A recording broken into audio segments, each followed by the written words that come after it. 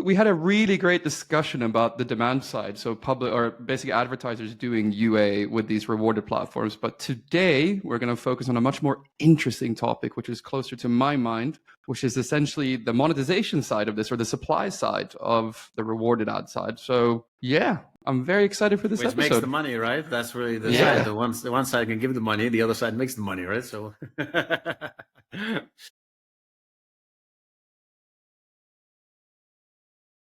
So do we want to go for like what the history looks like and how we got here?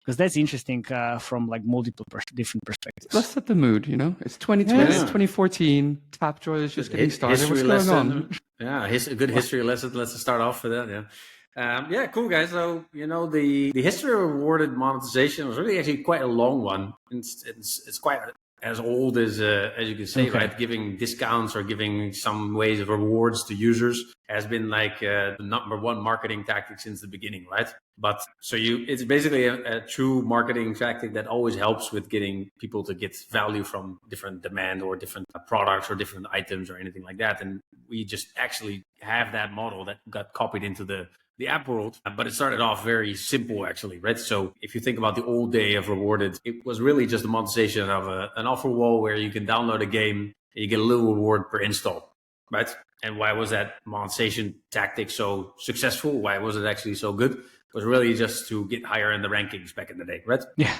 And that was the only reason why. You had all these reward apps that were just there just to give rewards to users, reward them out to actually just download the game. And it was a very profitable monetization solution in the beginning. That's really where like the IronSource really started off in the industry, right? It was they did offer walls and did boost campaigns, and that was a really big part of what they did. And that's Free actually my apps, where, right?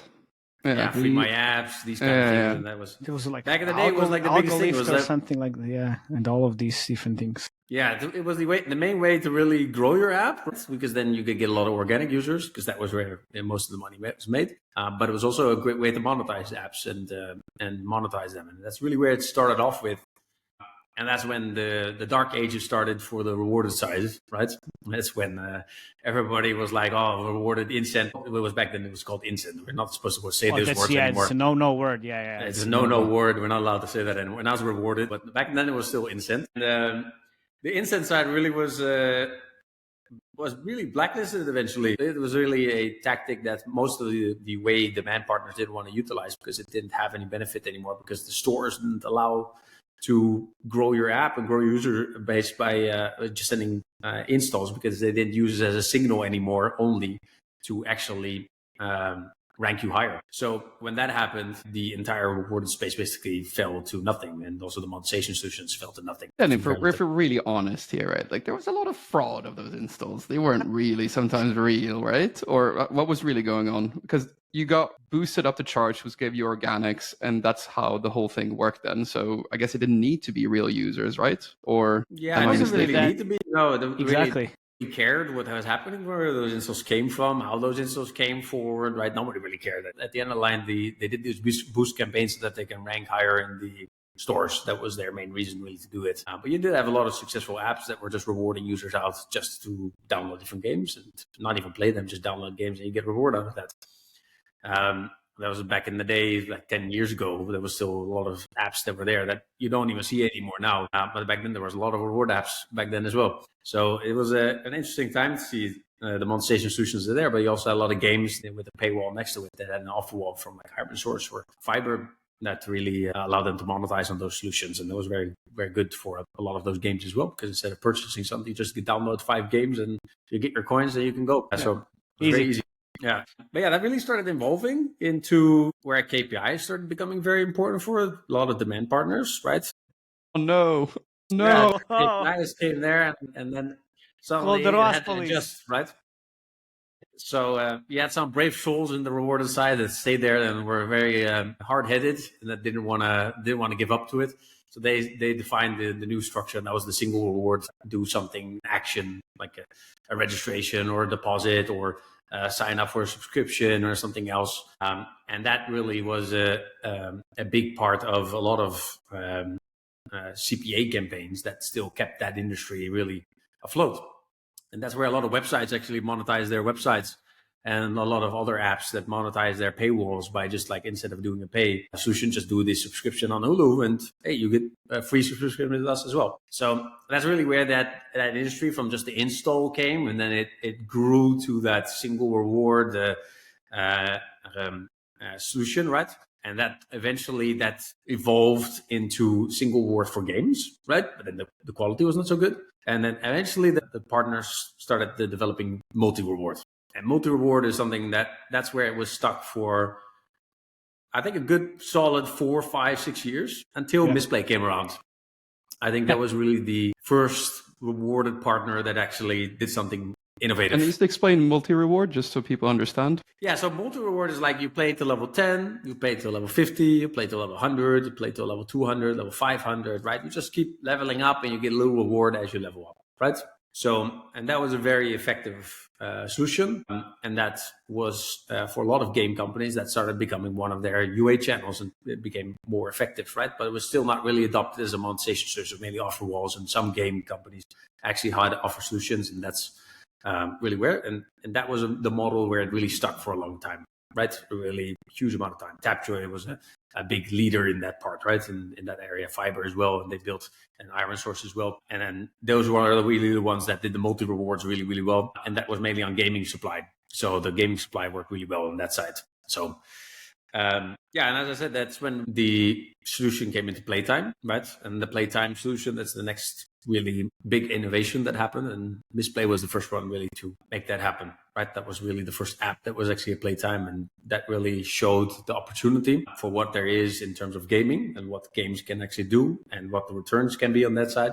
And that really broke up the world of monetization for the monetization solutions that are out there now, right? That's really where our monetization solution learned from them, that they're the grandfather. I'm not going to deny that, right? A lot of things that they did well is they do well, right? And they definitely showed a lot of good things.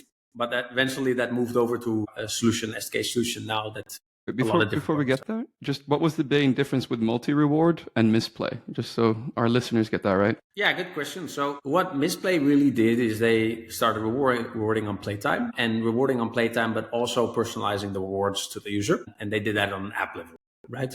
So it's a very important part. It's not only Playtime is important, but also the personalization for the users. And so if there's more engaged, they get higher rewards, and the less engaged, they get lower rewards. And they set up that process, and they did that very well, and they built their system and their solution really well to get that organized well enough so that it actually generates good ROI for clients. So iteration 1, level-based. Iteration 2, misplaced. I guess the grandfathers, as you call them, timer-based. Yeah. Right. Okay. Exactly. And then but that was really on the app level, right? So there was no really monetization solution, right? It was like just Misplay. Right? They had their app and that was it, right? But that gave birth to really like, oh, okay, there's a lot of opportunities in the rewarded place. And that's really where the SDK started evolving into. And that is really where the SDK landscape is right now, and the monetization landscape is right now, is on offer walls that are able to personalize their rewards and pay out personalized rewards to users based on the quality that they provide, so that they can meet the right quality KPIs for the demand partners, and also monetize their users as effectively as possible. And that is really where the rewarded space is right now. And that's really where it will keep growing more and more and more out from, and it really be more of a data-driven solutions, right? Whereas at the beginning you had a single offer, there wasn't really any adaptability on that offer, right? You just had a single reward, do this, you get a reward, right? It doesn't matter if you were a female or a male or age this or that, it didn't matter. It was always the same reward. And then you had the offer wall, the multi-reward, that basically had the same process, but then more rewards. So it was easier for the user to actually achieve it. And then the first personalization came in from Misplay. And that then is what laid the groundwork of, okay, hey, wait, in reward space, if you really personalize rewards and you really can personalize that for every individual user, which will result into good results for the client, but also monetize well at the same time, that is the golden area. And that is really where data has become the main part of how monetization solutions will now dominate it further in the reward space. So it's the smart monetization solutions that will now dominate, and that will now actually be able to provide good value for both the monetization partner, but also the demand partner. Because without that balance of keeping the demand partner and the monetization partner happy at the same time, you're not going to monetize well because nobody wants to promote on you. And if you cannot monetize well, you're not going to get enough users to actually monetize and get enough revenue out of that, right? And that's really where the data will come in. And that's really where the monetization solutions are now. It's a much more data-driven, personalized solutions that you see as offer walls and SDKs that really monetize well. And that's basically where the history is right now. There's a little bit of the recap of what it is. Yeah. So basically, okay, so level-based, timer-based, grandfathers or timer-based. So how does Adjo fit into this, right? Because I guess would they be the daddy then? But there's also like playtime kind of oriented as well, no? So the Agile guys really, they did very good and they learned a lot from the Misplay solution, right? So they looked at the Misplay solution and saw like, hey, that looks really good, right? And why don't we make that into an SDK? Right? And they were the first ones really to jump in on that and build on that side. But their main model was really on playtime and mainly focused on playtime for the large part of their solution. So it worked really well on IA-based games and more hybrid games, right? But their solution was really built from the Misplay solution, from what I can see. Right, I can't say for 100% sure, but if you look at like how Misplay works and then how Agile works, you could put some kind of connection. There are some similarities. Yeah. They were actually the first SDK solution that was implementing playtime. Yeah. So they are definitely in that part, right? And they good. I don't have to ask then who's your daddy. So good, we covered that already. So that's basically like the history, guys, of the rewarded space, right? And that's really where the reward space is now. It's really a heavily personalized reward experience for every user. And the more personalized you make it, and the more you can adjust for on a user level the rewards, the better the monetization solution will work because you can target based on using data, right? Instead of just showing the user every single offer wall, the same offer wall across the board.